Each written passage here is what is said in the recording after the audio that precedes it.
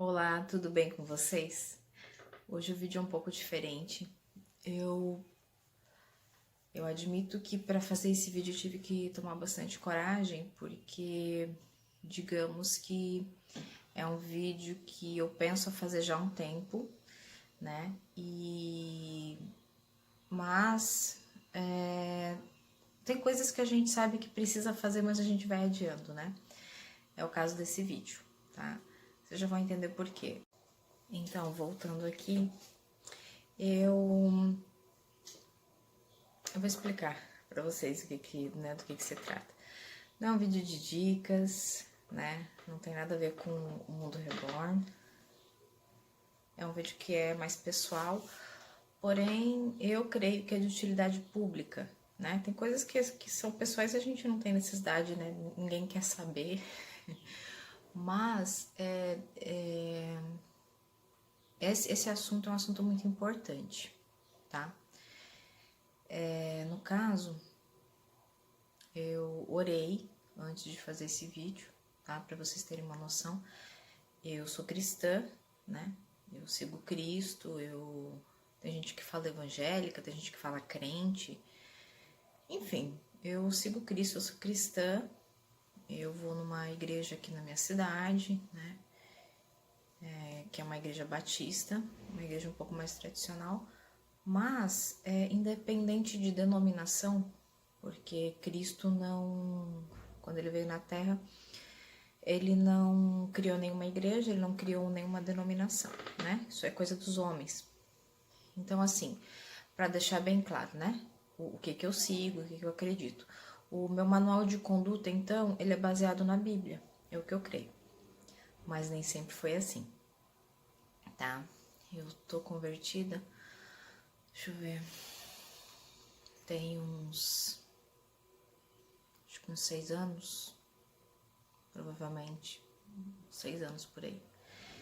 E é da minha conversão que eu queria falar para vocês, da minha experiência, né? A gente fala do meu testemunho de conversão. O cristão, ele crê que a conversão é como se você morresse, né?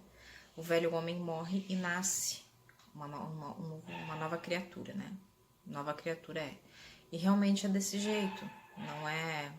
Não é só falácia ou coisa que a gente escuta por aí. Realmente é dessa maneira.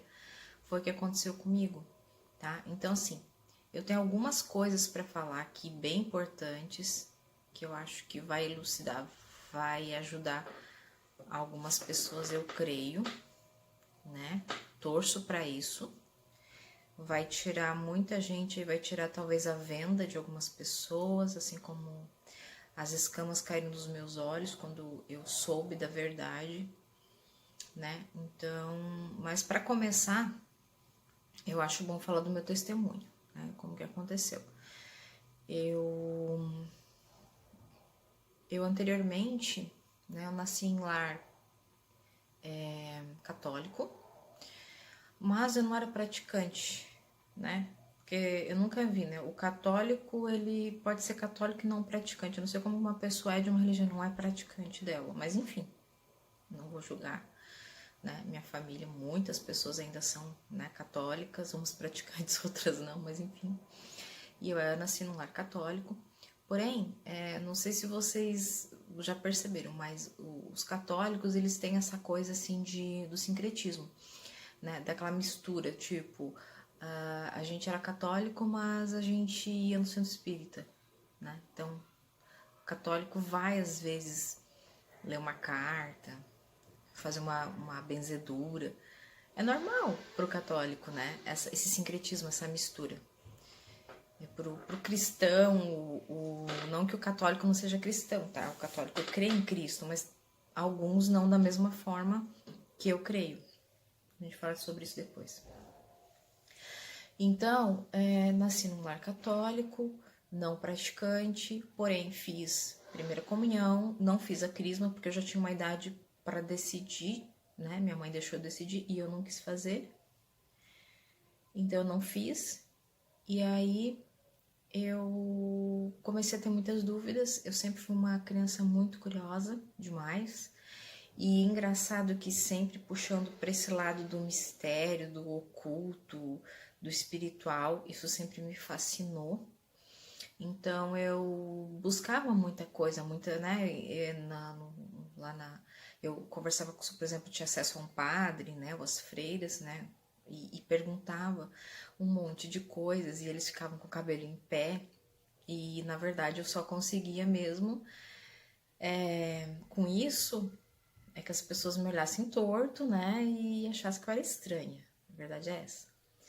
Então eu perguntava, eu queria saber algumas coisas e não tinha respostas, né? Assim, o padre falava pra mim assim, eu perguntava, por exemplo, por que tem criança que nasce já sofrendo, já nasce com problema físico? Se essa criança nunca fez nada de errado, né? Nunca cometeu um pecado, né?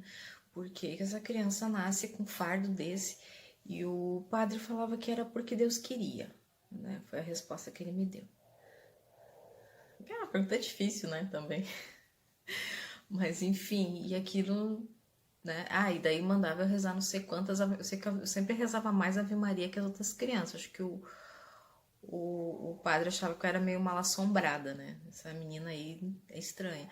Mas enfim, passada essa fase, né? Que era criança, eu tinha uns 9, 10 anos, não sei. Eu lembro que eu ia pra escola e fazia brincadeira do copo, do compasso. É brincadeira de criança com coisa oculta.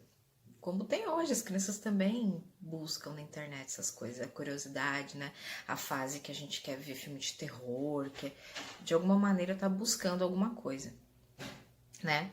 Então, eu sempre busquei isso de alguma forma, não sabia o que nem como, só ia buscando, até que eu comecei a ter umas experiências dentro de casa. Eu comecei a ouvir algumas vozes, ou pensei ter ouvido, né? Enfim, eu comecei a ouvir algumas vozes e ter umas sensações meio estranhas. E a minha mãe, ela na época queria me ajudar, obviamente, ela me levou no centro espírita kardecista, né? Eu não sei se vocês sabem a diferença, mas existe os centros umbandas, quimbandas, existe candomblé, existe várias linhas também dentro do espiritismo, e eu fui na linha branca que eles falam, que é o kardecista, né? Que é o que segue Allan Kardec. Então eu fui, não achei nada demais, eu era novinha, de uns 14, 15 anos, eu acho, talvez por aí. E aí eu comecei a frequentar, né? A gente via, sempre tinha uma palestra, tomava uma aguinha lá, que dizia que era com boas vibrações e tal. Só que o que aconteceu? Eu logo de cara, eu fui pra mesa, né? Não sei se vocês sabem o que é isso, mas mesa é uma mesa mediúnica. Depende do centro, cada centro tem um estilo, mas era uma mesa mediúnica apométrica, tá? Depois eu vou fazer um vídeo falando sobre apometria, tá? E eu sei que isso pode ser que dê o que falar, mas é o meu testemunho, deixar bem claro que é o que eu vivi, é o que eu passei. Eu não tô aqui como paladino da moral, do que é certo, do que é errado. Eu tô falando o que eu vivi, a minha experiência, cada um tire as suas conclusões, por favor. Eu creio que ainda temos esse direito, né, de expor. Então, era uma mesa apométrica, a apometria é um tipo de atendimento espiritual, vamos dizer assim, né? E nessa mesa, alguns médiums incorporavam espíritos de pessoas mortas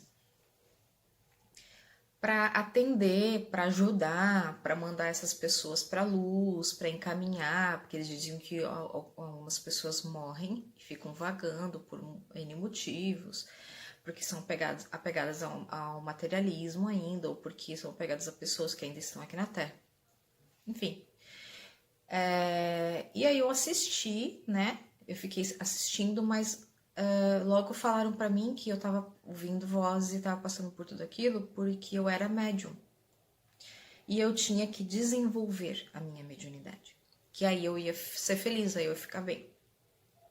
E aí eu fui com essa idade, pensa, novinha pra caramba, sem estudo algum, porque até onde eu sei, os médiums eles precisam ter bastante estudo para poder irem para uma mesa, fazer um atendimento, porque um espírita kardecista estuda bastante, eles têm vários livros, eles estudam, o próprio Allan Kardec tem vários livros, eles estudam o livro dos espíritos, eles estudam vários, eu não lembro mais os nomes, eu li muitos mais tarde. Eles leem a obra de André Luiz, eles leem Zíbia Gasparet, eles leem muita coisa, né? E em especial, quem fazia essas mesas apométricas ainda, eles aprendiam física quântica, eles estudavam sobre ufologia, eles estudavam sobre mestres ascensos, mestres ascensionados, fraternidade branca. Talvez algumas pessoas aqui já devem ter ouvido falar do que eu tô dizendo, tá? Então, assim, há muita coisa mesmo, né, pra saber, pra poder sentar lá e tá apto, digamos, né? Mas eles diziam que o mundo espiritual tava cuidando de mim, que eu tinha os meus guias, os meus mestres, né? Então, que eu tinha como se fosse o meu anjo da guarda, digamos assim.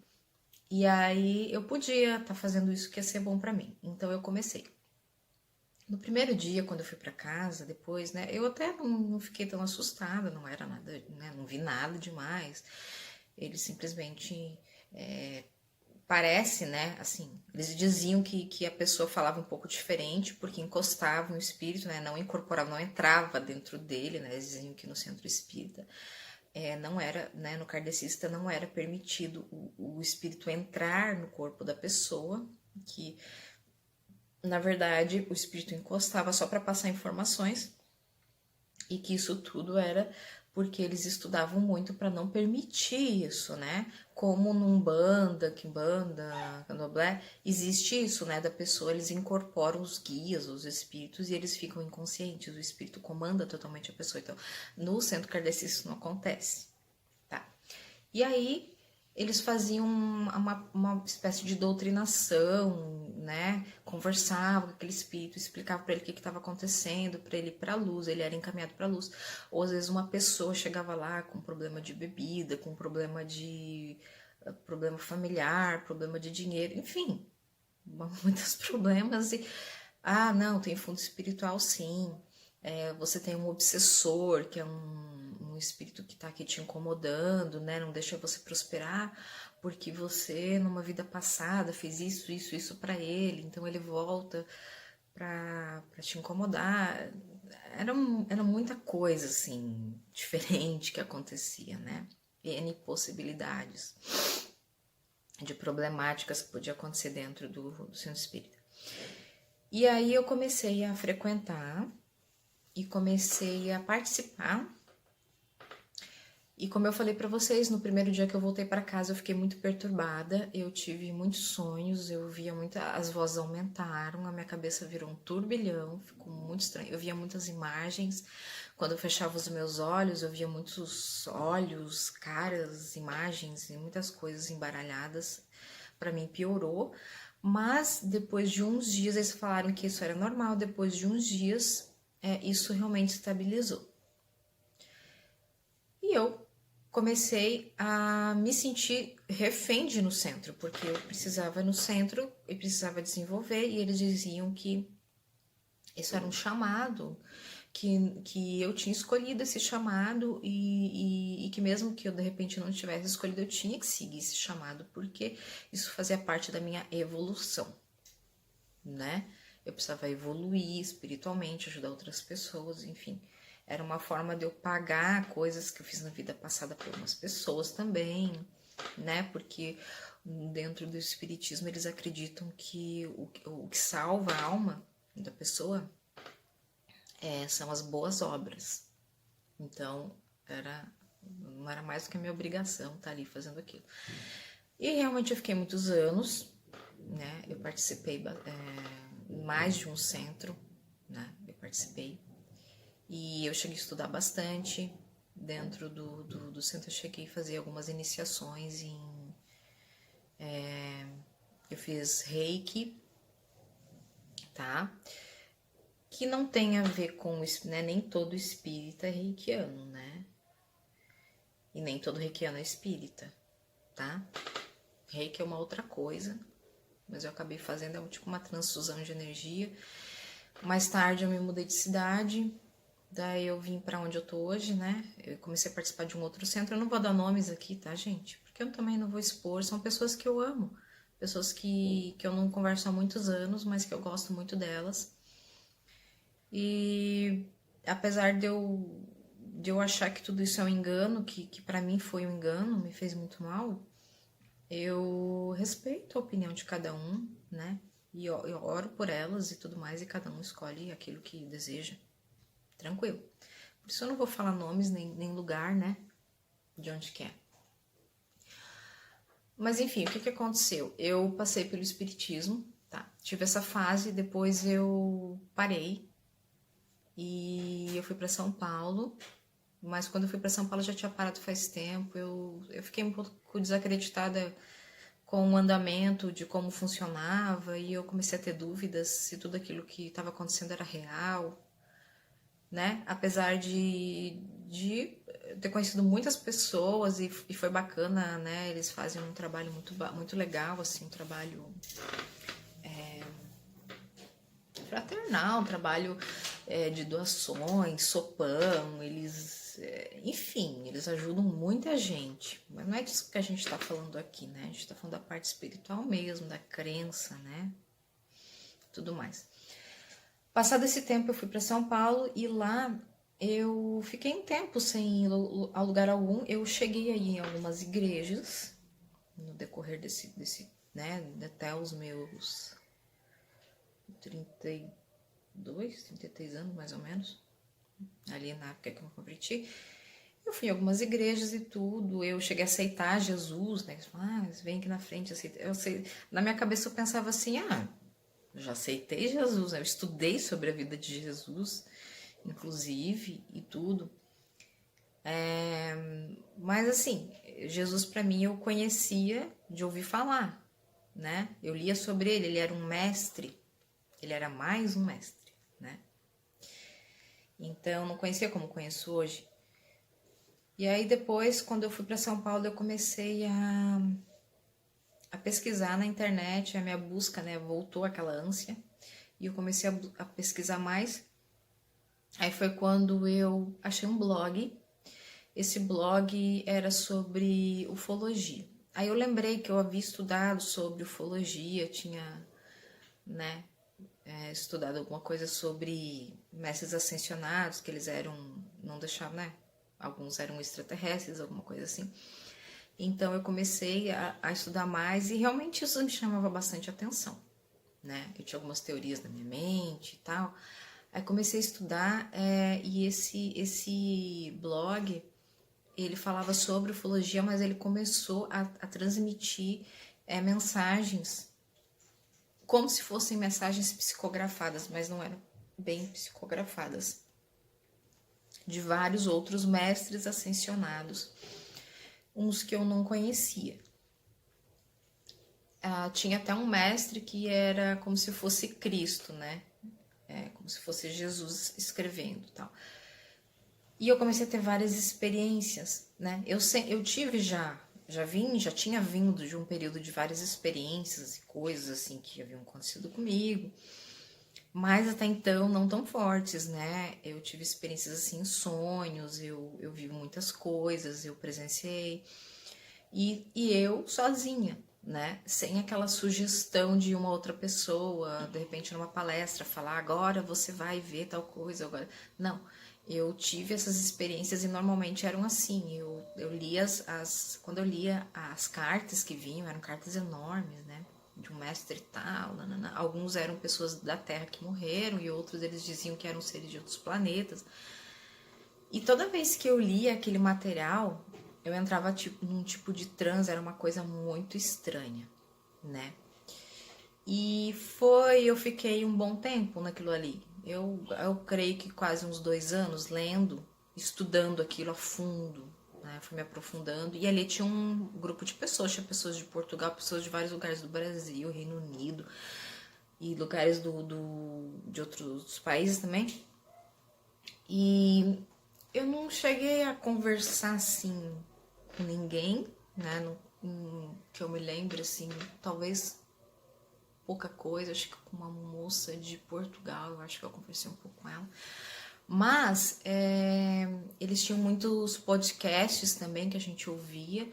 E o engraçado era que eu tinha experiências à noite, eu tinha sonhos específicos, viagens astrais e algumas coisas assim.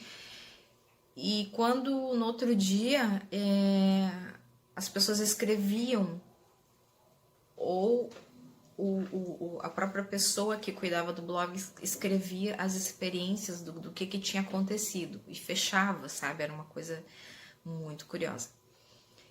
E eu sei que eu entrei a fundo nisso, isso me fez muito mal, porque a coisa chegou num ponto que quando eu ia dormir, eu sentia meu corpo inteiro amortecer, literalmente, e eu não tinha domínio mais sobre esse negócio de viagem astral, de sair do corpo, de você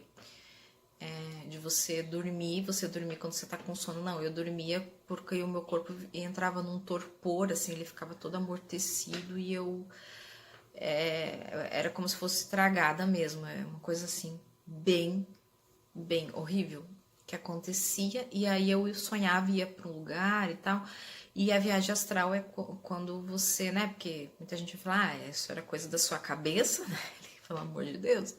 Bom, eu hoje em dia eu não tiro de cabeça que pode ter sido até da minha mente, né? Pode ser.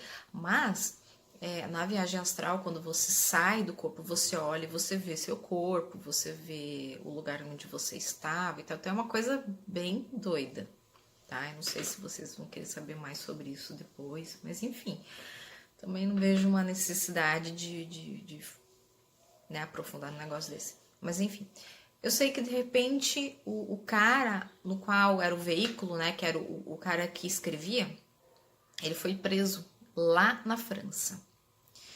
Era um francês. Ele foi preso por causa de umas falcatruas lá que ele fez, que eu não lembro o que era. E aí não tinha mais o veículo, parou, né? E aí eu me senti tipo órfã, assim. Parou, sabe? Aquilo tudo, tava acontecendo tudo, de repente parou. E engraçado, vocês vão falar assim pra mim, tá, mas não era horrível? Era. Mas era como se eu me sentisse fazendo parte de algo muito importante. E de repente eu me senti descartada, acabou. Porque eu pensava assim, tá, mas não tem mais a pessoa que psicografa, mas eles ainda podem falar comigo, né? Mas não, parou tudo, acabou, sabe? Foi uma coisa muito estranha. Até hoje eu não sei explicar o porquê que aconteceu isso. Eu só sei que depois disso, assim, eu fiquei sem fazer mais nada, sem estudar mais nada, né? E as únicas coisas que eu continuava fazendo eram os meus mantras, né? A esse ponto da minha vida eu acreditava em muita coisa, eu tinha estudado muitas linhas e eu tinha feito uma colcha de retalhos e eu acreditava naquilo que eu tinha feito, minha colchinha. Eu pegava um pouquinho do budismo, aí eu pegava eu olhava lá uns deuses, né, Shiva, Ganesh, eu achava bacana, achava bonito, então eu usava as roupas, eu fazia uns mantras, enfim, era uma loucura, né? Uma coisa meio sem pé nem cabeça, né? Porque tudo misturado, né?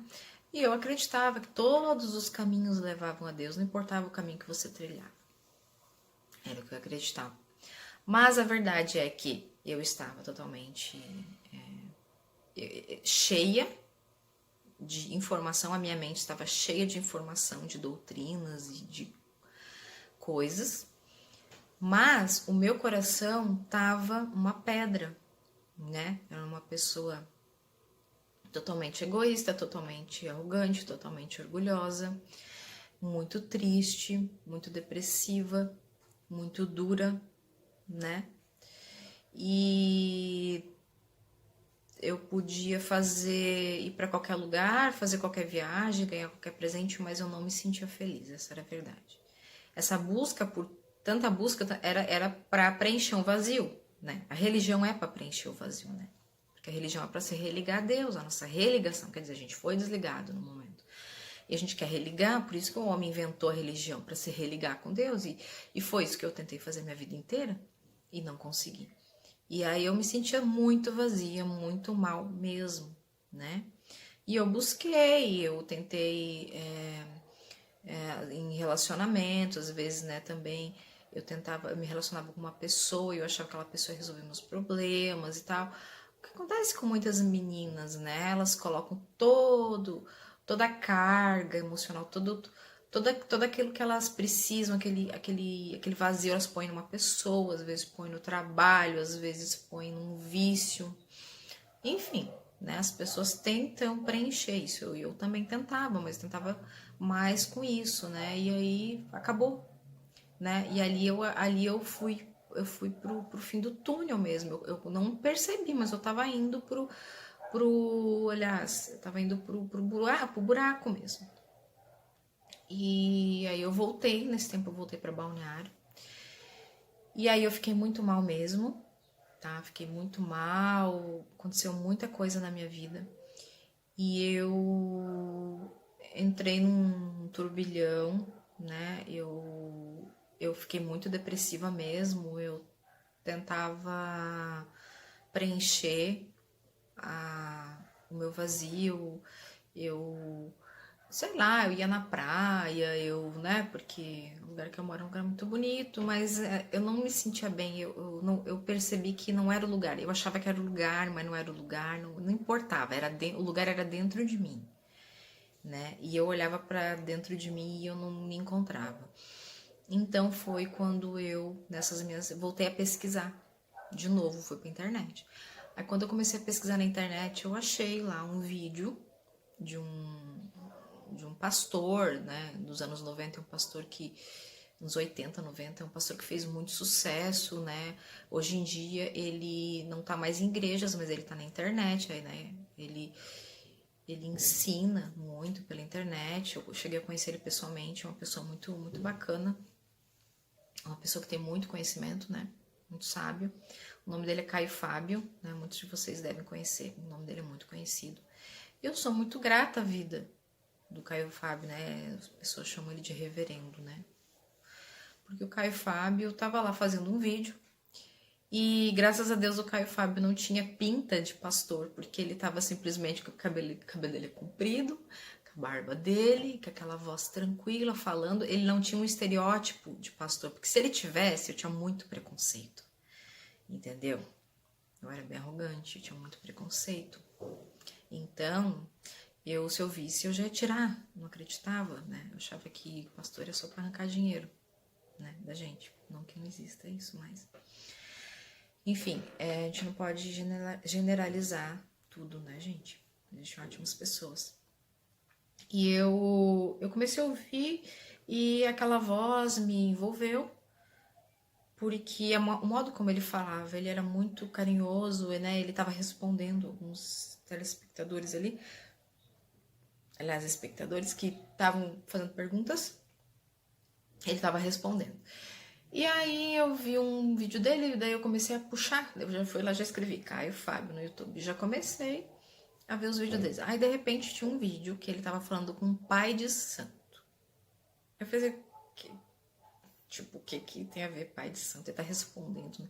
Aí primeiro eu pensei, ele é um psicólogo, ele é um psiquiatra, né? Porque eram perguntas variadas que as pessoas faziam pra ele. E ele respondia muito bem todas elas. E aí quando eu falei, fiquei curiosa, fui lá ver. Quando eu vi, ele estava respondendo o pai de santo, fazendo o pai de santo muito irritado, parecia, né, assim. Fez umas perguntas para ele e ele começou a responder assim, com uma educação, que eu falei, nossa, eu falei, se fosse eu não ia ter essa paciência toda, não. Ele começou a responder, ele começou a falar os termos que eu conhecia lá do espiritismo. Eu falei, nossa, esse cara sabe o que tá falando. Ele tá sabendo o que tá falando. E aí ele começou a falar e tudo mais, eu me envolvi naquilo ali. E aí chegou num dado momento que ele falou assim: meu filho, mais ou menos isso, tá? Meu filho, eu preciso falar para você a verdade. E o que eu quero te falar é que todos esses espíritos que você recebe, né? Que você acha que são de pessoas aqui da Terra que morreram, esses espíritos são demônios, tá? Não são pessoas mortas. Aqui, ó, ele mostrou na Bíblia a passagem. Depois eu posso mostrar para vocês também, se vocês quiserem. Que existe um abismo depois, né? A pessoa morre, ela não volta, ela não tá aqui mais. E então, assim, no mundo espiritual, digamos que existe, tá? Eu creio no mundo espiritual. Você vai estar lidando ali ou com anjo ou com demônio. Fora isso, podem existir outros seres que eu não vou entrar agora no mérito disso, mas aí é alguma coisa com mundo elementar, outras coisas que não compete agora também. Mas basicamente é isso. Então quando ele falou aqui, ele tá falando para mim. Ele começou a falar para mim, é como se a minha visão aqui em volta tivesse toda sumido e eu criei uma visão em cone, eu olhei direto, parece que ele olhou para mim, né? Vou tentar explicar o que foi aquilo, que foi muito doido. E ele era como se ele estivesse falando para mim: minha filha, todo aquele tempo que você estava lá naquela mesa, você estava recebendo demônio, você estava interagindo com demônio. Então, quando ele falou aquilo, eu comecei a tremer todinha e eu tive realmente uma experiência ali. A sensação que eu tive é que caíram escamas dos meus olhos, como se a minha visão abrisse, né? E o meu coração, o meu peito, ele começou a queimar demais, queimar. Mas era assim, era uma coisa que era boa, mas era tensa também, né? Então meu peito começou a queimar demais e ardia muito aqui a parte cardíaca mesmo, né? Que a gente fala, até os espíritas falam que dos chakras, né?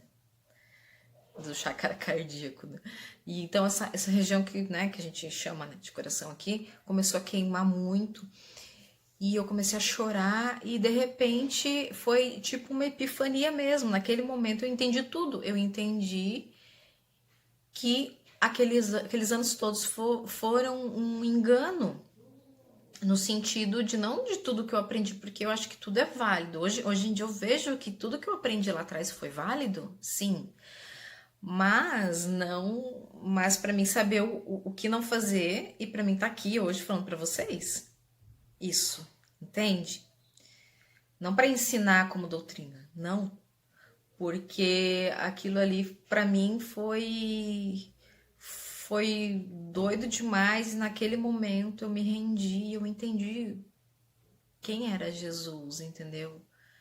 E ali foi a minha conversão. Então, a minha conversão, depois, eu lendo a Bíblia e tal, eu entendendo o que tinha acontecido, porque depois daquele dia a minha vida mudou e eu nunca mais fui a mesma. Nunca mais fui a mesma. Dali pra frente, eu comecei a querer ir na igreja para poder entender o que estava acontecendo. E aí eu comecei a querer mais sobre a palavra de Deus, e ler a Bíblia. E aí eu quis me batizar. Pensa, eu me batizando, isso foi uma loucura, porque as pessoas em volta de mim que me conheciam, viram eu me batizando, a minha mãe achou que eu tinha enlouquecido, tá? E aí foi aquela paixão, que quem é convertido sabe, né? Que a gente se apaixona por Jesus, e aí você entende, aí eu fui entender quem que era ele, quem que é Jesus. Porque não entrava na minha cabeça que eu tinha que aceitar ele, senão, né? Por que eu tenho que aceitar ele? Ué, eu aceito ele, né? Não, é aceitar ele no teu coração, como teu único Senhor, como teu Salvador, porque ele é a única porta, é só por ele, não é por nenhum outro santo, nenhum outro Senhor, Ele é o único Senhor da minha, né?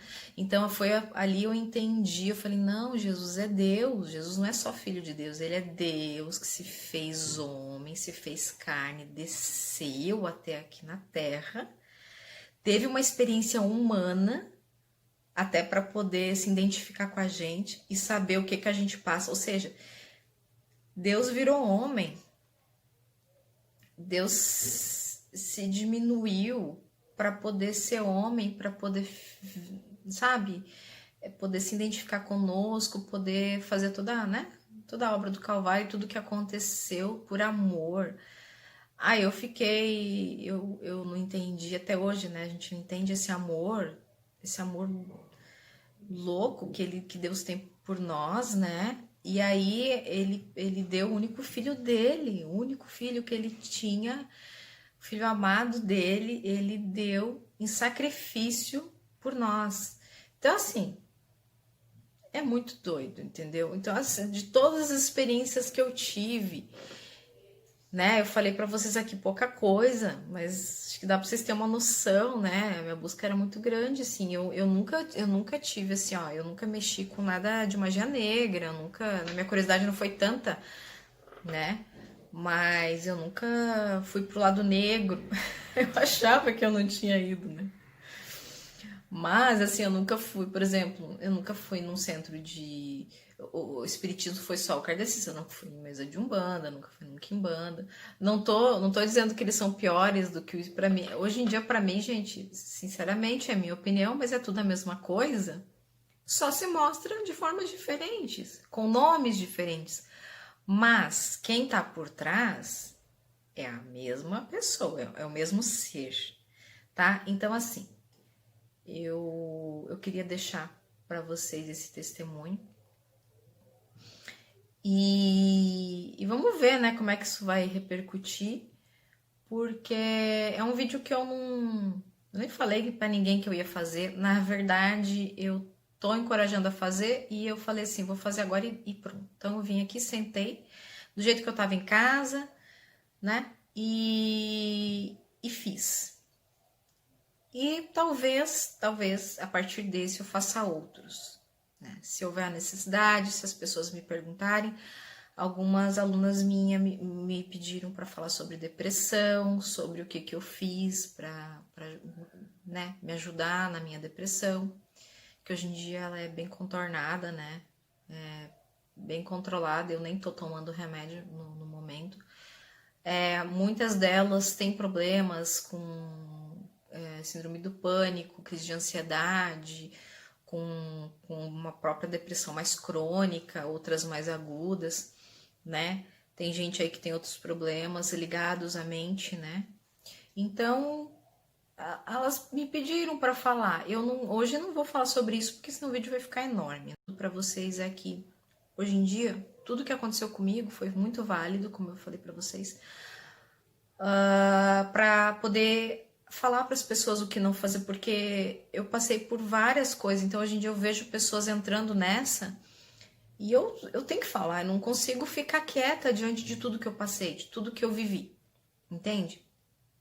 Então hoje em dia o meu temor, ele é muito maior, não pelo lado do inimigo, é por Deus mesmo, porque Deus ele é grande, entendeu? Ele sim é o dono de tudo e a gente tem acesso a ele através de Jesus, né? O Espírito Santo. Então não tem, gente, necessidade de mais nada nesse mundo. Não existe necessidade de nenhum santo, de você falar com uma imagem que tem olhos, mas não vê, boca, mas não fala, e ouvidos, mas não ouve. É isso que está na Bíblia.